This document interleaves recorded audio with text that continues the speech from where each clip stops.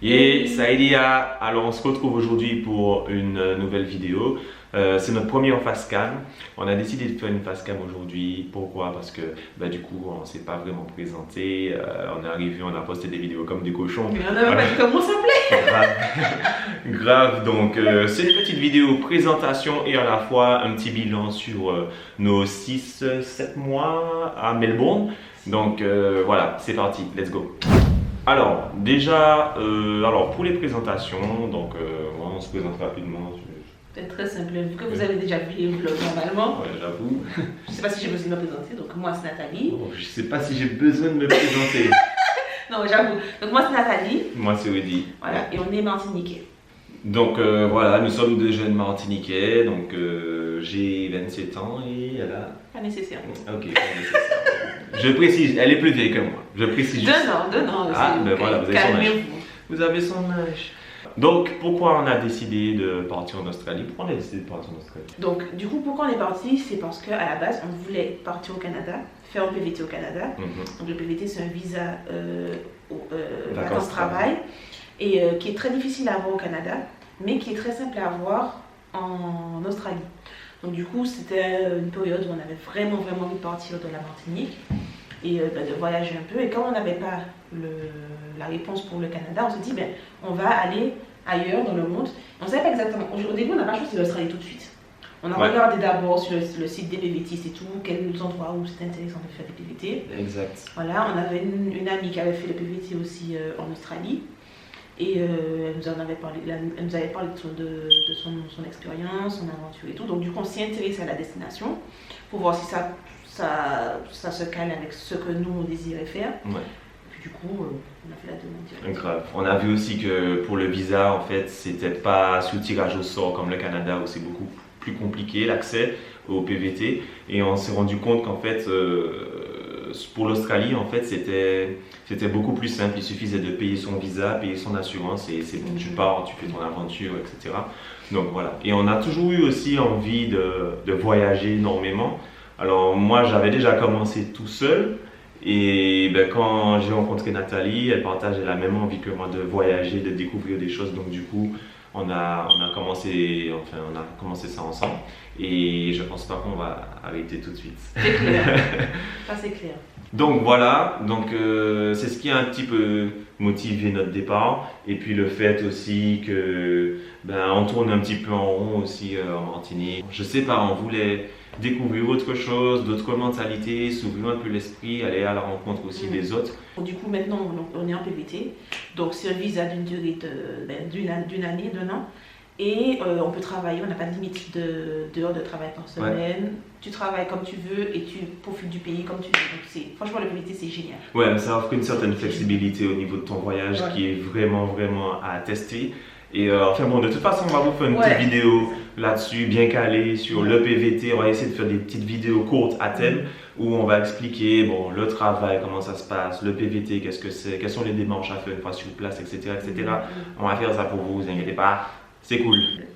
Donc c'est pas ça le point clé du sujet. La substance. Là, on va parler de notre expérience ici à Melbourne. Donc vas-y. Oui. Tu veux parler de ton expérience? C'était difficile. Non. Le temps de... Donc voilà, alors moi, mon expérience déjà quand on est arrivé en Australie, j'étais hyper stressée parce que voilà, mon niveau d'anglais était vraiment au ras des pâquerettes. et du coup, quand je suis arrivée ici à Melbourne, j'étais perdue. Je me suis dit, Seigneur, mais pourquoi? Qu'est-ce que je fais ici, quoi? C'est-à-dire que déjà, je suis arrivée. Les gens, c'est la vie normale, c'est-à-dire que tu vas arriver par exemple en France, les gens vont parler en mode rapidement comme si tu comprenais la langue, mais en fait tu comprends rien à rien. Et ne serait-ce que quand on a mis le pied à l'extérieur, j'étais hyper stressée, je me disais mon Dieu. Et ne serait-ce que le taxi, j'ai rien compris, je comprenais rien à ce qu'il disait.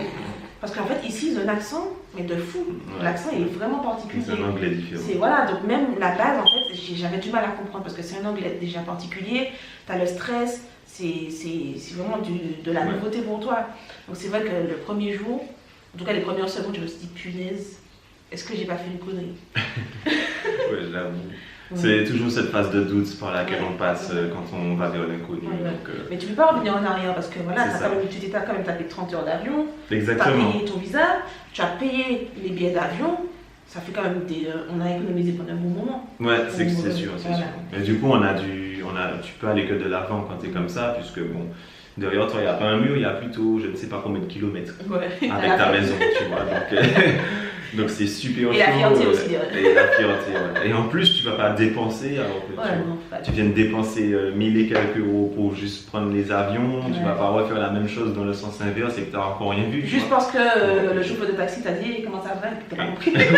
non. Ouais, après, en fait, c'est le but, tu te découvres face à la difficulté, et la difficulté, elle commence tout de suite, en fait. Il n'y a pas de transition, c'est brutal. C'est brutal. Non, mais c'est cool parce qu'au final, ça te fait rentrer dans le bain direct.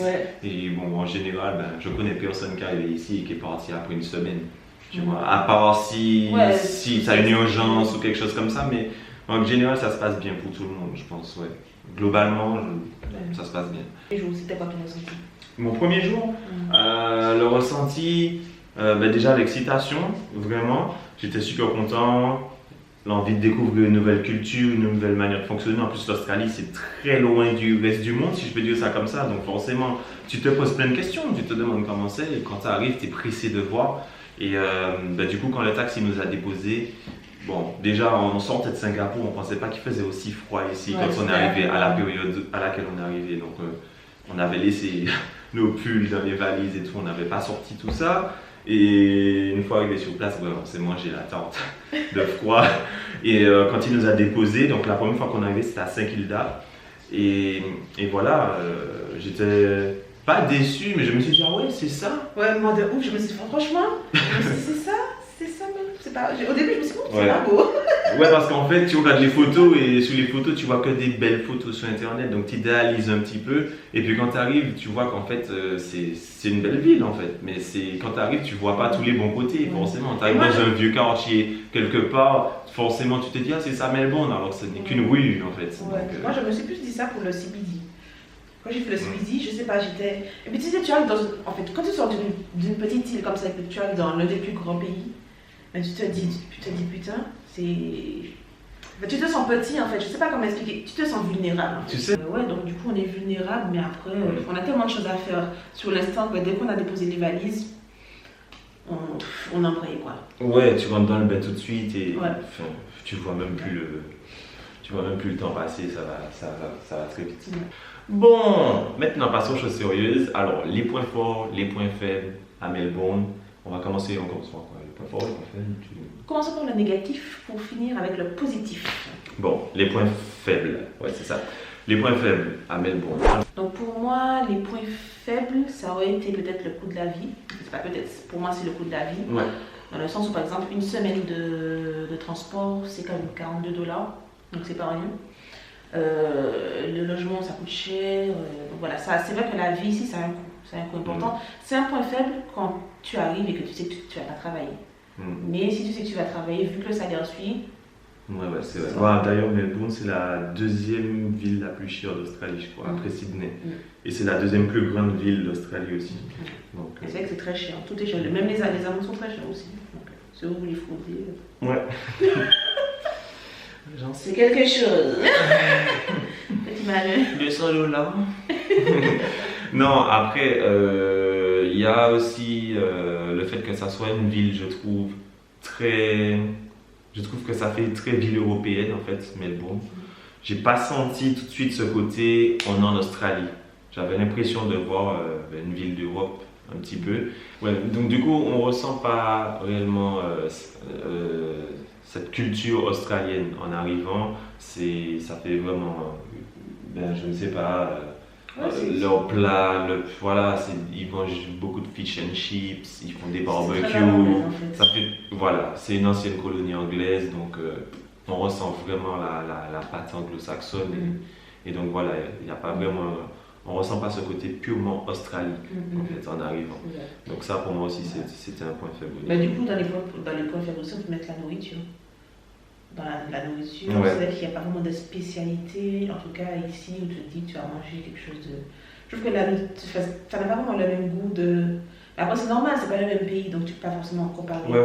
Comparer, mais je trouve que, je sais pas, c'est vrai que, bon, après, il y a le côté où aussi, forcément, la nourriture de chez toi te manque, ou des fois, quand tu regardes des petits posts Instagram et que tu vois qu'ils mangent du lambi, bon, c'est superficiel en fait. Tu vois, il va faire ton année très bien sans ça, mais c'est juste, s'il faut trouver des points négatifs, je dirais peut-être leur spécialité culinaire qui est selon moi un peu pauvre. Donc le côté négatif aussi que j'aurais pu trouver, ça aurait été peut-être un emploi dans le sens où du jour au lendemain tu peux perdre ton emploi par SMS ou il y a une insécurité de l'emploi. La culture est différente, tu trouves vite de l'emploi mais tu peux vite, t'es pas protégé comme en France où pour licencier quelqu'un il y a tout un process, etc. Donc voilà. Mais ça c'est des côtés positifs dans le sens où tu peux trouver un travail très facilement aussi. Ouais, mais ça dépend des saisons aussi ici pour trouver un travail. Et il faut dire aussi que Melbourne, c'est une ville très prisée par rapport à d'autres villes en Australie. Donc c'est vrai que beaucoup de backpackers viennent à Melbourne et restent à Melbourne. Voilà, ça fait beaucoup de concurrence quand tu es... Voilà. Et donc forcément, même s'il y a du travail, vu qu'il y a plus de personnes que de jobs, voilà, ça complique les choses. Après, comme autre côté négatif, on peut aussi avoir les arnaques, parce que l'Australie c'est quand même le premier pays des backpackers. Donc forcément, le backpacker c'est une main-d'œuvre et ça attire énormément. Ça attire énormément parce que c'est une main-d'œuvre qui ne coûte pas cher pour eux, même si on est bien payé. Ça coûte pas cher, donc du coup il y a beaucoup d'arnaques. J'ai déjà entendu beaucoup en fait, de retours de backpackers où ils se sont quand même fait un petit peu arnaquer par des patrons véreux. Et même au niveau aussi des logements aussi, des fois certaines personnes ne remettent pas la caution, ou des fois ils mettent des annonces sur les applications, et au final quand tu arrives sur place, tu te rends compte que ça n'a strictement rien à voir avec ce qu'on t'a présenté, et qu'en plus ils te rajoutent des frais qui ne sont de je ne sais où. Donc voilà, il y a des arnaques, mais ça pour moi c'est un problème, c'est mondial, c'est pas quelque chose... Tu vas pas te faire arnaquer aux 4 coins de rue de Melbourne, franchement, les gens sont quand même relativement honnêtes ici. Donc. Et donc, après avoir donné tous ces points dits négatifs, on va passer aux positifs parce qu'il faut quand même souligner le fait qu'il y a beaucoup plus de points positifs que de points négatifs pour cette ville. Et les points négatifs, on a vraiment gratté. On a vraiment gratté. Par exemple, la nourriture. On a cherché la petite bête, comme on dit. C'est la petite bête parce que voilà, on mange quand même bien. Et comme je suis une très bonne cuisinière, en vrai, soit tu sais cuisiner, soit tu sais pas cuisiner. Je sais pas cuisiner. Oui. Mais est-ce que tu manges bien? Je suis un peu maigre quand même. Bon. Non, je mange bien. Mon mec me mange au boulet. Donc du coup, il fait vraiment bon vivre à Melbourne. La qualité de vie, elle est exceptionnelle. Et vraiment, en plus, je crois que Melbourne a été élue l'une des meilleures villes au monde. La ville où il fait le mieux vivre, bon vivre, je sais plus comment on dit ça. Bref. Et donc voilà, avec Vancouver un peu au Canada, ça c'est des villes où vraiment beaucoup de gens veulent venir s'y installer par rapport à la qualité de vie et ça, c'est vraiment... En fait, des fois t'as l'impression d'être dans un cliché en fait. Ouais, en fait les gens... Là t'as l'impression que tout le monde est heureux, genre... T'étais mal à l'aise au départ parce qu'en fait ils sont trop gentils, tu vois. En fait, moi je suis pas mal à l'aise, mais vous dire les problèmes avec la gentillesse et la mobilité des gens, pour moi c'est tout à fait normal. Non, parce que je suis déjà méfiant en règle générale, tu vois, mais attends, les gens se battent pour les dames quand elles ont des poussettes et tout, ils se battent pour faire rentrer la poussette dans le tram, dans le bus. Il suffit qu'il y ait une vieille personne qui arrive, parfois, il y a des vieux, ils se sentent offensés, parce qu'ils arrivent, ils veulent pas s'asseoir et t'as tous les gens qui se lèvent pour leur laisser la place. Aux Antilles, on voit ça quand même. Les gens se lèvent, ils donnent la place. Mais en France, j'ai jamais vu ça. T'abuses. Jamais vu ça. Je n'ai jamais vu ça. Quand je l'ai vu, tu te trouves dans la rue, t'as jamais vu une personne en France se lever pour une personne âgée? Je n'ai pas dit que ça n'existe pas. Je n'ai jamais vu ça. Mais est-ce que t'as déjà vu une personne âgée retourner dans le tram même? Où? En France? Oui. Et en même temps, c'est pas vrai. Oui, à Bordeaux. Ça prend dans les aigus comme ça, c'est que... Je l'ai vu à Bordeaux. Non, j'ai vu à Bordeaux, il y en avait. Moi, j'ai déjà vu des gens se lever pour laisser les gens s'asseoir dans les transports en commun, en France et en Martinique. Mais c'est vrai qu'ici, ils sont très courtois. Ils sont vraiment très courtois. Ouais, j'avoue, j'exagère un peu. C'est clair. Vous l'avez dit. Je connais la bête. Non, mais en fait, ouais, non, c'est vrai que la qualité de vie est bien. Les gens sont assez respectueux envers les autres et ça c'est vraiment bien. Les gens ont des chiens partout, tu vois jamais de crotte de chien. Si vous avez vu notre dernière vidéo, le dernier vlog qu'on a fait à Melbourne. Effectivement. Non mais c'est quelque chose, hein. Ces histoires de chiens là, des fois je trouve que c'est même un peu poussé où ils prennent vraiment les chiens pour des êtres humains quoi. Ouais, j'avoue. C'est ouf. Ouais. C'est ouf. Mais en tout cas, ouais, c'est vraiment bien, les gens sont civilisés, tout se passe bien. Et du coup, ben justement, comme les gens se comportent bien, c'est le deuxième point que j'aimerais aborder, ou troisième, je sais plus. Mais en tout cas, il y a énormément d'événements à Melbourne. C'est une ville ultra dynamique, ce qui fait qu'il y a toujours quelque chose qui se passe et on s'ennuie jamais en fait. Et j'ai beaucoup apprécié ce côté-là. Donc, gros point positif. Comme autre point positif dans la vie, c'est à Melbourne. Je dirais que c'est la sécurité, dans un sens assez général, que ce soit pour les hommes ou pour les femmes. C'est que dès que tu sors, tu ne te sens pas, en danger ou quoi que ce soit. Tu peux marcher dans la rue tranquillement, quoi. C'est-à-dire que c'est vrai que de temps en temps, quand on passe dans des rues sombres et étroites, vous dites, des fois, de temps en temps, vous pensez que ne tue pas, parce que bon, il y a quand même des fous partout. Ouais, et d'ailleurs, ils prennent des drogues bizarres. Ouais, ils prennent des choses de l'extra, ou je sais pas, ils prennent des trucs qui te fait crier comme ça. Ouais. Mais dans un sens général, enfin, voilà, tu ne sens pas forcément le danger ici. Et je dirais même plus pour les femmes, franchement, on ne m'a jamais cité ici. Peut-être que c'est parce qu'il me trouve laide, je ne sais pas. C'est possible. Mais j'ai jamais entendu un homme citer une femme ici. Donc du coup, en tant que femme, tu ne te sens pas forcément en danger ou en insécurité quand tu vois un homme dans la rue ou le soir dans le noir. Après, il faut faire attention partout, il faut être vigilant partout parce qu'il peut y avoir des malades partout. Il ne faut pas non plus se dire que c'est parfait, que c'est merveilleux. Mais quand même, en tant que femme, quand je regarde dans le CBD, non, c'est dans le CBD, donc quand tu vas dans le centre-ville d'une ville, c'est là qu'il y a quand même le plus de mouvements, de choses bizarres. Les filles dans le CBD, elles mettent des jupes comme en Martinique, genre en mode de vraiment péter fesses, hein, franchement. Ouais, personne ne les appelle, personne ne les dérange, elles font ce qu'elles veulent. Franchement, elles font ce qu'elles veulent. Et ça, je trouve que c'est quelque chose qui est merveilleux parce que, effectivement, par exemple, en Martinique, on a l'upsite, on a tous ces trucs-là, mais c'est pas fait. C'est un petit peu dans la vie commune, machin et tout, mais on va pas venir t'agresser comme ça en Martinique, te violer dans la rue. Enfin, c'est pas quelque chose de commun. Mais c'est vrai que, par exemple, quand tu vas aller en France, c'est vrai que, en tant que femme, quand je suis arrivée en France, que j'ai fait mes études en France, j'ai ressenti l'insécurité en tant que femme en France, où les gens te suivent. Moi, ça m'est déjà arrivé d'être suivie. Enfin bref, on s'en fout. L'insécurité, on ne la sent pas trop ici. Même quand j'allais bosser, des fois, je devais prendre le tram à 5h du matin. Dans le parc, tu avais des filles qui faisaient leur footing. Il faisait nuit, 5h du matin. Ouais, c'est clair. On foutait, tu vois. C'est clair. Autre point positif, la température. La température. Vraiment, on peut dire que globalement, il y a une bonne température ici. Parce qu'en fait, c'est cool parce que ici, tu as un côté, en Australie, je veux dire, il y a un côté tropical, mais en même temps, enfin, on ressent, j'ai l'impression qu'on ressent les saisons un peu européennes, mais en même temps, il fait chaud. Je ne sais pas comment vous expliquer. Ben, 47 degrés, ouais. Donc, ouais. Et en fait, la majeure partie du temps, il fait chaud et beau. Mais il fait pas trop chaud. Il fait quand même bon en fait. Je sais pas comment vous expliquer. Après, ça dépend des gens. En tout cas. Mais ça dépend aussi de la saison parce qu'en été, c'était chaud quand même. Oui, en été il faisait chaud, mais moins que dans le reste de l'Australie, je trouve. Quand je regardais les températures, nous on était à. Il y a eu peut-être. Allez, il y a eu maximum 5 jours, il a fait 42, 40.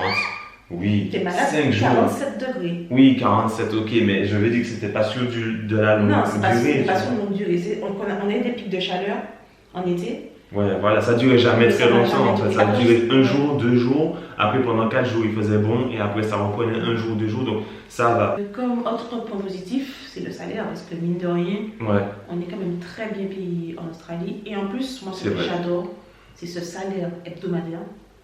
Ouais, alors ça c'est. Franchement, et quand on va rentrer en Martinique, et je vais me sentir mal, attendre un mois pour être payé. Et c'est là que tu dis un mois, et c'est long un mois. Ouais, j'avoue. Tandis que là, chaque semaine, tu as ton petit salaire qui tombe. À chaque fois, c'est mon Dieu, aujourd'hui, c'est le jour de paye. Donc, au moins, chaque semaine, tu te dis, moi, je vais au travail pour mon argent. C'est vrai, ça, franchement, on devrait mettre ça partout. Le salaire par semaine. C'est vrai que c'est motivant et en plus, ça aide à bien gérer ses finances parce que tu fais vraiment au fur et à mesure et tu économises mieux, en fait. Donc, c'est vraiment un bon point. Ça, j'aime bien ce système. Après, qu'est-ce qu'on a comme autre point positif le transport aussi. Le transport, c'est vrai que Melbourne, c'est une ville assez plate. Et c'est très bien desservi. En fait, en partant du centre-ville, il y a tous les quartiers, en fait, c'est un peu en étoile. Donc, ça part comme ça, depuis le centre-ville, le CBD, Central Business District, ouais, c'est ça. Donc, du coup, je trouve que c'est assez bien desservi et sans avoir de voiture, tu peux te déplacer vraiment aisément ici. Et même si tu ne prends pas les trams, si tu as un vélo, tu peux te déplacer aussi aisément parce que la ville, comme j'ai dit précédemment, elle est très plate. Et donc, un autre point positif, je pense, c'est aussi l'administration, si je peux appeler ça comme ça. Tout ce qui est administratif, toutes les démarches, etc. Tout est simple, vraiment tout est simple. Tu arrives ici, tu veux ouvrir un compte en banque, ça se fait comme ça. Ensuite, tu veux prendre un numéro de téléphone, c'est tout de suite. Après, surtout au niveau des locations d'appartements, là, c'est magnifique. Là, en une journée, tu donnes l'argent dès que l'argent est là. Il n'y a pas d'histoire de garant, Il n'y a pas de garant, on ne te demande pas tout ça. Tu payes ta caution. Tu payes ta caution, tu payes ta première semaine, enfin ça dépend comment la personne qui te loue la maison s'organise. Est-ce qu'il faut payer fortnightly, est-ce qu'il faut payer toutes les 2 semaines, est-ce qu'il faut payer par semaine ou par mois? Tu as ton passeport, c'est bon. On te demande ton passeport pour tout. Ouais, en fait, il faut juste une photocopie du passeport, c'est bon. On te demande pas 10 000 papiers en fait. C'est ce que je trouve génial, c'est que tu as ton passeport. Généralement, on te demande quasiment que ça. Oui, c'est tout. On te demande pas où est-ce que tu as déjà travaillé, fiche de paye. Ton ancienne location ou quoi que ce soit. Ton passeport, c'est tout. Ouais. Bon, voilà, merci d'avoir regardé la vidéo. Encore une fois, c'était nos retours, nos expériences et notre ressenti surtout, parce que chaque personne a son ressenti. Certaines personnes aiment Melbourne, il y en a qui détestent. En tout cas, nous, on adore. Bon, voilà. En tout cas, à la prochaine et puis restez connectés. N'oubliez pas de vous abonner si vous avez aimé cette vidéo et aussi le reste de notre contenu. Et de commenter si vous avez des questions. Voilà, n'hésitez pas. Donc voilà. Et on se dit à bientôt pour une nouvelle vidéo. Plus tard.